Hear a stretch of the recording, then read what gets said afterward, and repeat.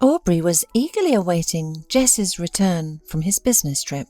Having a businessman for a husband was, of course, something to be proud of. 5 years ago, when they first got married, many of her friends even envied her. With a husband like that, financial worries were a thing of the past, and Aubrey agreed with that, more or less. But on the other hand, she hadn't faced many problems before getting married either. Yes, she was just a schoolteacher with a modest salary, but it was enough for her. She had no housing issues either. She had inherited a small house in the suburbs from her parents. So she wasn't married for money, but for love. But now, 5 years later, she no longer felt as happy. Her husband's job involved frequent business trips, leaving Aubrey alone at home. To make matters worse, they still had no children. What kind of family is this? She often wondered. No children, a husband who's rarely home, and me sitting here alone. Why does he even need this business? He could work a normal job and everything would be so much simpler. And now, sitting at home, she found herself waiting for him again, anxiety gnawing at her, arousing some unpleasant suspicions, but Aubrey pushed them away. Why think the worst? Jessie wouldn't cheat on her. If he had found someone else, he would have just told her. He wouldn't live a double life. There was a knock at the door.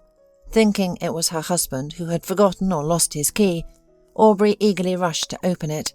But it wasn't him. It was an older man she didn't recognize, caught in the storm.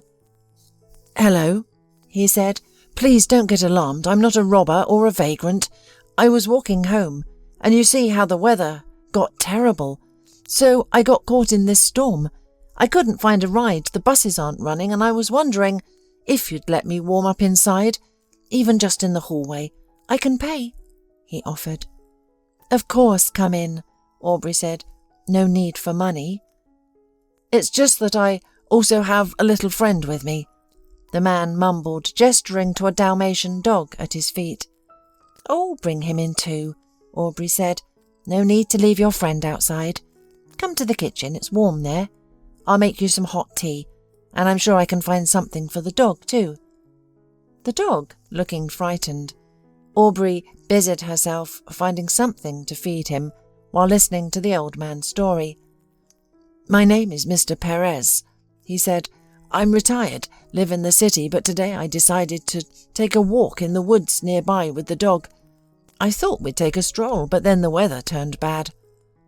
"It happens," Aubrey agreed, placing a steaming cup of tea in front of him. Just then Jessie called to say he would be delayed and might not return until morning. Aubrey was disappointed. She had really been looking forward to seeing him today, and had even prepared a special dinner. But what could she do? Work was work. At least she had a guest and his dog to keep her company. Mr. Perez continued his story. "The dog isn't actually mine," he said. "I found him recently in terrible condition, maybe hit by a car, but as you can see, he's fine now. No broken bones. He is a good dog. I've always wanted a friend like him, but I hesitated because I'm not young anymore. Dogs live 15 years, and I doubt I'll live that long. But now I've found a companion, and maybe his real owners will turn up." Meanwhile, the dog, whom the old man called Bailey, warmed up, ate, and began exploring the house. As the dog entered Jessie's study, it stopped in front of the locked drawer, sniffed it, and suddenly began to growl and scratch at the door with its paw. The old man hurried to get the dog away. "I don't understand what got into him," he muttered. "What could he have sensed in there?" "It's only a drawer. My husband keeps his papers in there. I don't even know which ones." "My husband doesn't involve me in his affairs," Aubrey said. "Maybe he sensed something strange, but there's no food in there, of course." "Indeed, it's very unusual. This dog is intelligent. You can tell someone has trained him before. He knows how to give his paw and understands commands. He's quite well behaved." Meanwhile, the weather didn't improve, and Aubrey offered Mr. Perez and Bailey a place to stay for the night. In the morning, after feeding them breakfast, she saw them off, again assuring them they owed her nothing. "Thank you, dear, for your hospitality," the old man said, "and forgive us again for barging in on you like this." "Don't mention it," she replied. She returned home and continued to wait for her husband, wondering what could be in that locked drawer. Finally, she decided to ask Jessie, though she doubted he would tell her. When her husband finally returned, he was in a terrible mood, exhausted, as if he had been up all night or doing some heavy labour. The woman rushed to him with questions and hugs, but he brushed her off. "Not now, Aubrey, I'm exhausted. Can't you see I'm barely standing? My job is very demanding. I have the right to rest." "Okay. Do you want breakfast? I've prepared everything." "I'm not hungry," he replied. However, as Aubrey hugged her husband, she caught a faint scent of women's perfume and noticed lipstick traces on his collar. So, it is another woman, she thought, but decided not to start an argument right then. Jessie went to bed without eating or even having tea. Aubrey began tidying up the scattered clothes. Her husband had never been neat. As she shook out his jacket, a key fell out of the pocket. Aubrey picked it up and pondered. "He won't tell me, but maybe I have the right to check what's in there. I won't take anything, just open it and look. What if Jessie absent-mindedly locked something perishable in there?" She felt guilty snooping, but her curiosity and concern were stronger. Aubrey opened the drawer and looked inside. At first glance, there was nothing unusual, just stacks of papers and documents, which she had no intention of examining. But then she noticed something strange. A watch, apparently costly. She picked it up, turned it over, and saw an engraving on the back. "To my beloved Wayne, from his wife, on his 30th birthday." The name meant nothing to her, but why did her husband have these watches? Did he buy them? But why buy watches with a personal engraving? Did he find them? That would also be strange. "Well, did you find what you were looking for?" she heard behind her a mocking voice. "No, Jessie, I'm not spying. I was just curious. You see," she started to explain, but her husband cut her off. "I see. Who asked you to snoop in my business? My competitors? Were you looking for some documents? Which ones? Tell me." "No, I don't understand any of that, and I don't know your competitors," she said, frightened. "But where did you get these watches?" Jessie snatched the watches from her hand, put them back in the drawer, and locked the door. "What I keep in there is none of your business," he snapped. "And I don't want to see you doing anything like this again, understand?" "This is ridiculous, having to hide everything from your own wife in your own home," Aubrey said, choking back tears. She had so many questions and so much to say, particularly about how their marriage seemed to be unravelling. But this wasn't the moment. She needed to prepare for work, so she brought the conversation to a close. "I'm sorry, Jessie. I promise I won't pry into your things again," she said, and headed to her work at school. At school, fresh challenges awaited her. A new student, Billy, had joined her 5th grade class, and the other students began bullying him from day one.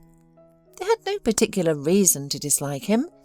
They simply sensed his vulnerability and started taunting him, provoking fights and making his life miserable. Aubrey tried to defend the boy, urging her students to drop their cruel behaviour. But this morning she found Billy sitting alone, looking dejected again. She already knew from Billy's file that his mother had passed away when he was just 2 years old, and his father, a successful businessman, had remarried. And now his father was in the hospital in a coma after being attacked during a robbery. It was no wonder the boy was always depressed, and now he was also dealing with conflicts at school. As a result, he mostly talked to Aubrey, finding no one else he could connect with. During a break, they talked. "How are things at home?" Aubrey asked gently. "Any news about your dad?" "No change," Billy sighed. "And my dog is missing. You know, I had the most wonderful dog. My dad gave him to me when I turned 5. He was a pedigreed dog. Dalmatian, very smart and obedient. He knew all the commands. He couldn't have gotten lost on his own. I think someone must have lured him away, but I hope he finds his way back home." Aubrey suddenly remembered her guests from the night before and wondered if Bailey could be Billy's dog. She decided to visit Mr. Perez and asked him to come to the school the next day. Maybe the dog and the boy will recognize each other, she thought. That very day she went to the address the old man had left, and when he learned why Aubrey was looking for him, he promised to come with the dog to school. The dog was the first to recognize his young master, barking to greet him. "Comet!" Billy exclaimed, rushing to the dog. They recognized each other immediately. The boy cried tears of joy, and the dog licked his face with its big pink tongue. "So, his name is Comet," the old man smiled. "I called him Bailey, but he always looked at me like I was crazy. Like, what are you talking about? I'm not Bailey." Of course, Mr. Perez was upset, losing his recently founded companion, but there was nothing to do. Bailey had his legal master. He said his goodbyes and left, while Aubrey decided to walk Billy home. On the way, the boy opened up a little, sharing more about his situation. It turned out that he understood far more than most adults gave him credit for. "Ever since that awful Scarlet, my dad's second wife, showed up, we've had nothing but trouble at home," Billy said. "First, something happened to Comet, and then my dad was attacked. Maybe it was robbers. They probably took his money and the watch my mum gave him before she died." When Aubrey heard this, dark thoughts swirled in her mind again. The watch. She remembered seeing it in Jess's safe. Could Comet have been barking at the safe because he sensed his master's watch inside? She wondered. "What's your dad's name?" she asked Billy. "Wayne," the boy replied, and a chill ran down Aubrey's spine. She hadn't been mistaken. The watch belonged to the man who had been robbed. "But what does my husband have to do with any of this?" she thought, confused. "He couldn't possibly be involved in the robbery, could he?" Aubrey decided she needed to confront Jesse and get to the bottom of this. That evening she confronted him directly. "Jesse, I need to know about those watches. It seems they might be connected to someone. It seems they might be connected to something serious. I'm not accusing you of anything. Maybe you just bought them, but—" Jesse laughed dramatically, shaking his head. "My own wife suspects me of wrongdoing. Come, Aubrey, let me show you something." He led her to the drawer, opened it and said, "Where are these watches? Show me, because I don't see them." Aubrey peered inside, and indeed they were gone. Something was definitely off. Jesse had clearly hidden them, treating them as evidence. "But they were there, I saw them," she insisted. "What did you see?" "These were my watches. I must have left them out. And there's no engraving on them. You must have seen these, but your mind painted a different picture. You need help, Aubrey, before it's too late." But Aubrey was completely sure of what she had seen, although she couldn't prove it. After that incident, she began to fear Jesse, realizing he was capable of anything. As for Billy, she formed a genuine friendship with him. In class, he was no longer teased and was even treated with respect. Many envied him for having such a wonderful dog, Comet. Mr. Perez and the dog met Billy from school every day. A day later, after their first meeting, Billy called Mr. Perez and asked to let Comet stay with him. Scarlett, Billy's stepmother, was totally against the dog, and while the boy's father was in the hospital, he decided that it would be better for the dog to stay away from an angry woman. Mr. Perez reassured him that the dog would still be Billy's, but would live with him for now. time went on, Aubrey helped Billy with his homework and, understanding that the child did not want to go home until his father was discharged from the hospital, began inviting him to her place in the evenings. One day, Jesse returned home while the little guest was there. Seeing the child, he suddenly looked strangely embarrassed and quickly left, locking himself in the bedroom. Billy also seemed troubled and hid his eyes from Aubrey. "What's the matter?" she asked. "Do you know my husband?" "No, I don't," the boy mumbled. "Billy, I can see that you do. Please, tell me, it's critical." "I'm sorry. I probably shouldn't say this." The child was terribly worried. "I don't know your husband's name, but I just saw him at our house a few times. He comes to see Scarlett sometimes. I don't know why, but that's not bad, right?" "Of course not," Aubrey sighed. "In any case, it has nothing to do with you. It's our adult business." And leaving Billy to do his homework, she went into her husband's study. "Well, Jessie, nothing secret remains secret forever, does it?" she said. "Let's not make a scene or play. Pack your things and leave. I don't want to see you here any more." "I'm not going anywhere," he shouted indignantly. "You have no right to kick me out. I'm your lawful husband."